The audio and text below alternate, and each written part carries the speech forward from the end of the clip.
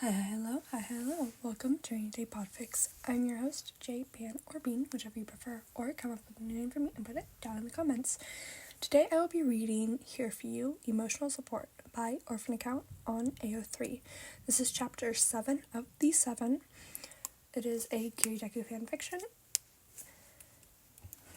Summary: Kiss Kiss Fall in Love. This chapter contains depictions of panic attacks.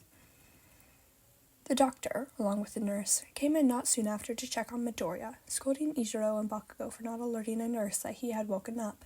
She went over the injuries that Midoriya had sustained and confirmed that his hearing would, in fact, decline, though the ringing should stop soon. She also informed the three of them that she wanted him to stay in the hospital until the next day for observation, and then he would be allowed home if someone stayed with him. He wouldn't be cleared for hero work until he had fully recovered. They all stayed there for a while. Eijirou could tell Midoriya was bored. He kept fidgeting around as much as his injuries would allow. He seemed restless. Around the evening, Bakugou had to leave, telling him and Midoriya that he had a patrol shift. Eijirou stayed along. Kiri? Why are you still here? Bakugou left, Midoriya mumbled. I'm gonna stay with you until your concussion gets better. Kirishima, you really don't have to do that, Midoriya protested. I don't want to be a burden. Nonsense. It's no big deal, Midoriya. Really, I want to, he insisted. You can't be left alone with this kind of head injury, plus I know you do the same for me. He gave him a grin. Midoriya relaxed. His features softened. Okay. Eijirou went back to his apartment to sleep that night. Despite wanting to stay with Midoriya, he knew he had to get enough sleep in order to drive safely, and he really didn't want to crash the car as soon as Midoriya was discharged from the hospital. He wouldn't get enough sleep in the uncomfortable chairs, so he drove home. Eijirou stared at a photo of himself and Midoriya at UA, right next to the Crimson Riot poster on his wall. He wished Midoriya was with him at his home. The next day, he drove back to the hospital. He'd managed to get the next few days off in order to take care of Midoriya after a few calls. Around 8:30, Midoriya was cleared to leave, and Eijirou drove them both to Midoriya's apartment complex. It was a nice ride, Eijirou thought. It had been a while since they'd had time to themselves alone like that. Eijirou parked his car next to Midoriya's, red and covered in All Might stickers, of course, and walked to the other side of the car. Upsy-daisy, he said as he helped Midoriya out of the passenger seat, supporting him with his arms. Shima, I can walk on my own, he said frantically.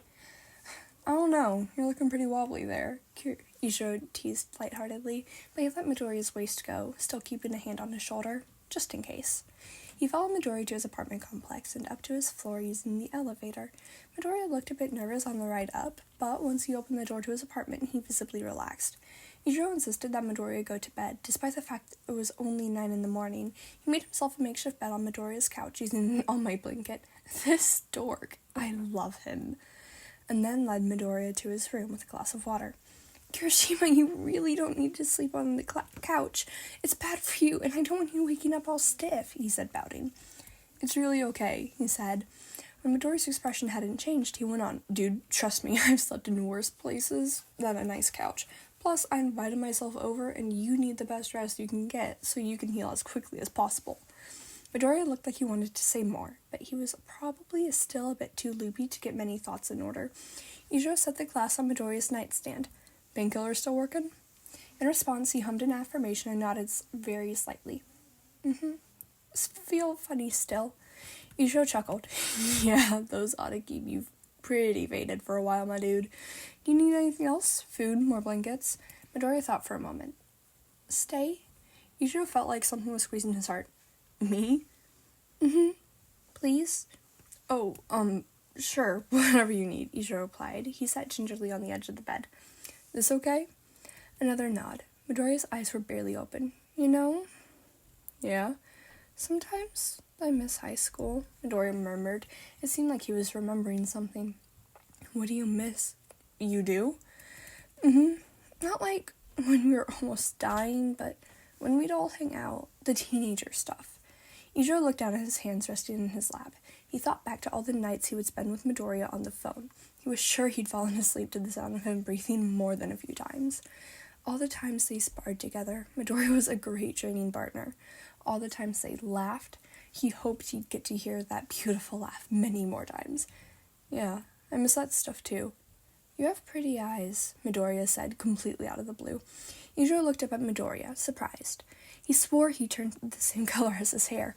What on earth did he say that to? Thanks, bro. So do you. He got one of those soft, sleepy Midoriya smiles. I think I miss you the most. Eijirou was even more surprised now. What about the way Midoriya had greeted Bakugou at the hospital? Really? Not Bakugou? An almost imperceptible headshake. I went all of middle school without him giving a shit about me, Midoriya said. I can deal with only seeing him every couple weeks. Oh, he said, still a bit stunned. Well, I've missed you too. You do? Of course. Midoriya hummed and his eyes slipped closed again. That makes me happy. The silence, an uncomfortable one, washed over them for a few minutes. Izuku was the first to speak. Once you're better, we should start hanging out more often, like we did in high school. I'd like that. Yeah? And it could be chill. We can just stay in and watch a movie together or something like we used to. We could invite some of the others too. No, just me and you. He was so direct. Was it just the medicine? Oh, why? 'Cause I like you. Izuku stared at Midoriya, not sure what to make of that. He had no idea what to say. Midoriya went on, I think I liked you since our first year, when you found me in the kitchen that night and let me cry about all my problems. You're so nice to me, and you always listen. I don't know how everyone who meets you doesn't fall for you like I did. Whatever was squeezing his heart gripped tighter. Maybe Midoriya didn't mean it. Maybe it was just the drugs talking. He didn't want to risk a misunderstanding. He didn't want to fuck it up. You're really out of it, Midoriya. You don't know what you're saying. I'm just gonna let you get some sleep, alright? He rushed out of the room as fast as he could, curled up on the couch, and tried to sleep despite the pit opening in his stomach. Eijirou awoke to the sound of screaming. He stumbled into Midoriya's room and found the boy writhing in his blankets, clawing at his neck at imaginary hands.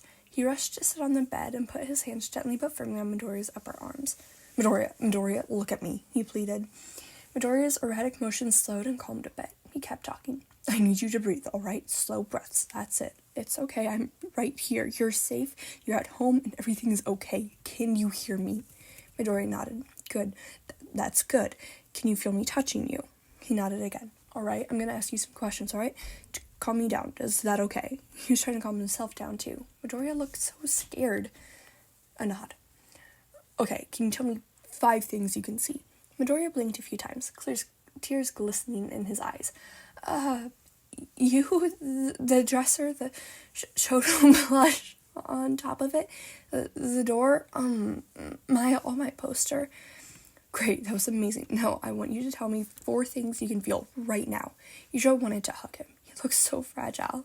Midoriya swallowed. You, again, the sheets, my clothes, that's it. Okay, that's okay. You're doing great, Midoriya. Can you tell me 3 things you can hear? Your voice, my breathing, nothing else, really. I can't really hear the AC or the street anymore. That's right, you're almost done. I just want you to name 2 things you can smell for me. Okay, I can smell my laundry detergent, and he inhaled a slow, shaky breath through his nose. Dust? He laughed softly, smile touching his lips. Good job. Just one more thing. What's one thing you can taste? My toothpaste. They both took a few breaths. Eijirou tried to model a feeling of calmness like his mom did for him when he was anxious. Do you feel any better now? Midoriya nodded shakily, wincing. I'm sorry, he said, wiping more tears from his face with the sleeves of his sweatshirt. Did I wake you up? I'd rather be woken up in the middle of the night than not know you were hurting and not be able to do anything about it. Yeah, he responded honestly. But don't worry about it. I didn't know you were still having nightmares. Not as bad, but yeah, I'm so sorry for waking you. I don't mind, he repeated. Yeah, but, oh God. What? I am so sorry, Midoriya blurted. I told you, it's fine. Not about that. Well, I am sorry for waking you up, but I'm sorry about, earlier with what I said. His confession? No, it wasn't just a confession. He was just high on painkillers. Oh, no problem, man. You didn't mean it. Well, the thing is, I did. I meant it. Shock. His heart didn't feel like it was being crushed anymore. You really? Yeah, I'm sorry it came out that way. I totally didn't plan on spilling my drugged guts out, but you can just forget it happened. I mean, Eijirou is trying to process this, so you have feelings for me, like, romantically? Yeah, I thought that was pretty obvious with what I said. Oh, yeah, totally, I was just making sure. Midoriya wiped more tears away with his sleeves. Like I said, you can just forget about it. I can't lose him again. What if I don't want to? Emerald Eyes snapped up to meet Ruby. Why wouldn't you want to? Because what if I like you too? He ventured. Midoriya's face turned scarlet. Eijirou leaned closer. Izuku, can I kiss you? Yeah.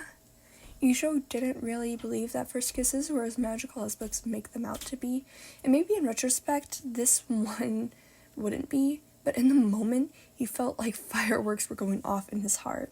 He and Izuku fit perfectly together. His soft, freckled cheek fit perfectly in his hand. His mouth was soft and perfect and tasted slightly of mint and strawberries from his toothpaste. Eijirou wouldn't have traded it for anything else. They allowed themselves to wander through the feeling, letting the world fall away around them. Words and feelings that had gone unspoken for years were finally exchanged. They parted, finally, after what seemed like forever, and yet still not long enough. Both smiled softly, letting their gazes drift across each other. Eijirou kept his hands on Izuku, not ever wanting to pull away, and Izuku did the same. I wanted to do that since our second year, murmured Izuku. No way, I've wanted to since our first. Both laughed gently. They touched foreheads and, for a while, just studied each other's eyes. I wish I told you how I felt in high school, Eijirou whispered. Yeah? Yeah, and maybe we would have gotten here sooner, but I didn't want to distract you. Izuku giggled. Distract me? Really? What? It was a valid concern. Sounds like a silly excuse, he said, poking Eijirou in the nose. Well, I didn't see you saying anything either. Well, Izuku huffed in indignation. He chuckled softly. We're hopeless, aren't we? Oh, definitely. I love you. He ran his thumb across Izuku's cheek. You know, you really scared me the other day. I'm sorry. Don't apologize. You did what you thought was right, but it was still terrifying, seeing you fall to the ground like that. I thought... He trailed off, but the words rang in his head. I thought you died. Izuku's pretty eyes slid closed and he nuzzled into Eijirou's hand. I'm okay. I know. One of Izuku's soft, scarred hands reached up to rest atop Eijirou's. I dreamt that everyone was gone, that I couldn't save them in time. That's what I'm scared of most now. I used to be afraid of dying, but now I'm afraid of not saving everyone. Who am I if I can't save everyone? You're human, just like me. It's not your job to save the world, Izuku. Yeah, but it is my job to save everyone I can reach. So what am I if I can't do that? The same question haunted Eijirou. Constantly. No one's perfect. Not me, not you, not even All Might. It isn't your fault if not everyone survives. It's the villains. All you can do is the best you can do, which means taking care of yourself and not beating yourself up every time you're not perfect. Okay? He needed to hear this as much as Izuku did. Izuku nodded. Thank you, Kirishima. Call me Eijirou. Thank you, Eijirou. They stayed for a while, resting in each other's arms. Still, they had to go to bed eventually. Eijirou noticed Izuku's eyes drooping with exhaustion. Eijirou? Will you stay? Sure. Not just tonight. Will you just stay? Of course. I'm not going anywhere. Good. I love you, Izuku. That is the end of Here For You, Emotional Support by Orphan Account on AO3. I know I say this a lot, but it is like a very cute, fluffy fanfic. Obviously, there are very like angsty, low-key traumatizing parts. Traumatizing for the characters, angsty for like readers and characters, I guess. But like, it's so sweet. I am also a huge like, I don't know how to say it. I'm not I am just very soft-hearted for ships like Kirideku or Kamideku. I'm sorry, I love Kamideku because like Kaminari, I feel would be so smart if like, I don't know, they're just like headcanon, he is so smart at English. Izuku's low-key crappy, but also in some fics, Izuku being, like, so smart at everything is amazing. But also, like, I don't know, I won't call me to be the smart one sometimes. But this is a Kirideku, and I love Kirideku too. I am a multi-shipper, obviously, but I love pairs that aren't as common. I know Kirideku is fairly common, but, like, compared to Bakudeku or Tododeku, Kirideku, Kamideku, Shindeku, Monodeku, Tokodeku, oh my god, I love all of those. Tokodeku is just, like, so cute too. I really like Tokoyami and Midoriya. Like, their ship dynamic is just so much fun to me. I don't know. I'm also just weird. Oh my gosh, okay. If anyone remembers, I'm not sure which video had this rant in it, but I mentioned in one of my other videos in the end notes that I couldn't figure out how I did something with my LEDs where, like, there was one strip that went beneath where a different strip goes. They're two different strips. Yeah. I'm just stupid. Like, there's a visual difference where one strip starts and ends and where the other one is. There's a visual difference. I can, in fact, track that with my eyeballs. It's dark in my room aside from the LEDs. I was kinda... it was late at night. I'm not very smart late at night. Anyways, back to the fic. I really like it. I do. I like that they're aged up and, like, how it shows that this is a long time interest. Because, like, you know that means they're gonna be fucking endgame. They're going till death do we part, you know? It's just very... yes. Yeah. I like it. I like it a lot. I am so weak for this stuff. Okay. Sorry if I seem a bit distracted. I am also trying to figure out if I want to podfic something else right after this, or if I want to do a little bit of a break. Ooh, I might do the Mito. Ooh, I'm probably gonna do the mutation one, because it's a bunch of, like, one-shots or short fics of Mito with different mutations, but also the very first one, I Heart Big Cats by Orphan Account on AO3. Midoriya getting in shenanigans with his overpowered cat quirk and trying to get through UA with his best friend Bakugou Katsuki. It is listed as 3 out of 4 chapters, but it's orphaned, so they can't come back to that. Which, like, low-key hate, because, buddy, what if I wanted that update? What if that update was the only thing keeping me sane? Might do the Mothman one, though. After being abandoned by his superstitious mother because of his quirk, Midoriya Izuku was adopted by Aizawa and Yamada. Being very smart, or just having too much free time, sparked a deal with Nezu to take tests to test out of academic classes, so he can spend that time doing something better, sleeping. Now Izuku has to deal with heroic classes while being sleep-deprived because he is nocturnal. Oh my gosh. Wait, this is the one that I saw that I'm, like, so excited for. The rats were the rats. Because I am so weak for rats. I'm sorry, I love them. They're funky little buddies. My family and I used to have pet rats. We named them, because we had 4 of them, so we named them after 4 of the main cast of Fraggle Rock. We had Moki, Red, Boober, and Gobo. Boober was black and white. Red and Moki were damn near identical, with, like, very few tells. And then Gobo was my baby boy. He was an albino rat. I was the only one, like, when we got him, he was originally a fetal rat, and fetal rats don't live very long. Like, when we got him, I was the only person he didn't piss or shit on, so he was mine, obviously. Plus, he was the only albino one in the group, and he stood out, just like I did at that point in time. I still stand out a fair bit, you know? You know, you could, in fact, probably pick me out of a crowd, depending on what that crowd looks like. If it is other people in the LGBT community, fuck no, you could not. But if it was, like, a bunch of cis-hetero conservatives, yeah, I'm standing out like a sore thumb. Worse than a green thumb, like, brother. So I might do that one, or Swan. Shouto was not prepared to try and catch Swan, the most dangerous and pure vigilante, otherwise known as Death. It is said that villains would rather sell themselves to the underground boogeyman than to meet Swan.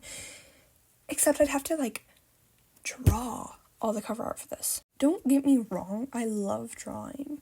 Okay, it is very much fun. But also that mean I couldn't post this stuff as soon. Okay, yeah, no, I'm not doing any one-shots Christmas Day. Sorry, folks. I will finish this series. This series is getting finished. This will go live at 6 p.m., I think. But yeah, no, because I try to base the thumbnails vaguely off of what is, like, the fic or the series is centered around.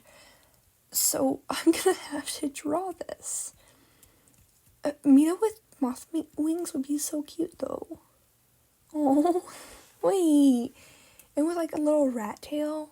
Okay, I might, like, have to read this shit through first to make sure I can do it right. Anyways. Okay. Oh my gosh, it's officially Christmas Day. I am recording this. I started at, like, 11:45 p.m. on Christmas Eve. It is currently 0:03. It is midnight, December 25th, 12:03 a.m. I don't know how to, like, verbalize the military clock, but that is what both my laptop and my phone are set as. But I don't know how to read it. 100 hours? I don't know. 003. Or 0003. We could also say that. You know, I don't know what type of moth Mito is in the Mothman blah. It is a 3-chapter for 3,090 word thing. Honestly love that. Okay. I'm gonna guess, like, dark gray one. Probably, yeah. Anyways, this will be all for me for today. I hope you have a wonderful next 24 hours. Happy holidays to anyone who celebrates. Make sure you eat, sleep, drink some water, take your vitamins, gummies, or medication, anything. And I'll see you all next time. Take care. Bye-bye.